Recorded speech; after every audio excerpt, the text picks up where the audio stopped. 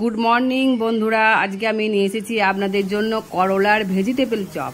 তো করলা তো লাগছেই, করলাটাকে আমি চিড়ে নিয়ে আমি গরম জলে সেদ্ধ করে নিয়েছিলাম।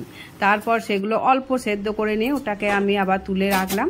তুলে রেখে ওদিকে আমি একটু আলু সেদ্ধ করে নিয়েছিলাম, আলুটাকে ম্যাশ করে নিয়েছিলাম। আর এর ফাঁকে আমি এই করলার বীজগুলোকে আমি বার করে নিয়েছিলাম। তারপর একটু কাঠখোলা ভাজা বাদাম ভেজে নিয়েছিলাম, নারকেল কুচিয়ে নারকেলটাকেও তেলে ভেজে নিয়েছিলাম। আর এদিকে আমি ওই আদা বাটা, একটু ধনে গুঁড়ো, জিরে গুঁড়ো তেলের মধ্যে দিয়ে আলুটাকে ভালো করে কষিয়ে নিয়েছিলাম এবং একটু লেরু গুঁড়ো দিয়েছিলাম যাতে ওটা শক্ত হয়ে থাকে, বলে নরম যেন না থাকে। তারপরে ভাজা বাদামটাকে একটু আধ ভাঙা করে নিয়ে দিলাম। আর ওই নারকেলটা, ভাজা নারকেল দিলাম। তার উপরে ভাজা মশলা, চাট মশলা, কারি পাতা, একটু বিন নুন আর একটু ওই গোলমরিচ গুঁড়ো, এইগুলোকে দিলাম। তারপর করলাটাকে নিয়ে আমি, আর এদিকে আমি লেরো গুঁড়ো রেখে দিয়েছিলাম আর কর্নফ্লাওয়ার গুলেছিলাম।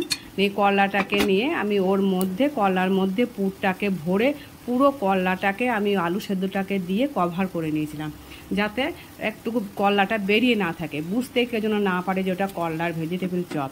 তারপর ওটাকে ওই লেরো গুঁড়োর সঙ্গে কোট করে, কর্নফ্লাওয়ার কোট করে, আবার লেরো করতে দুবার আমি কোট করে করে নিয়ে চেপে চেপে চেপে নিয়েছিলাম।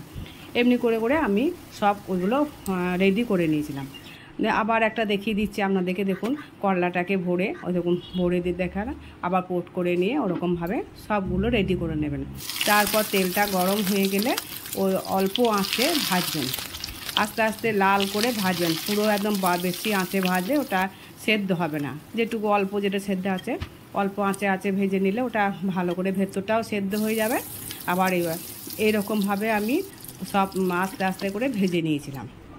তারপর ওর ওপরে আমি চাট মশলা, একটু গোলমরিচ গুঁড়ো, একটু ভাজা মশলা, তারপরে শসা কুচি, পেঁয়াজ, একটু পুদিনা পাতা, এইসব দিয়ে আমি ওটাকে সুন্দর করে একটা গার্নিশ করে দিয়েছিলাম।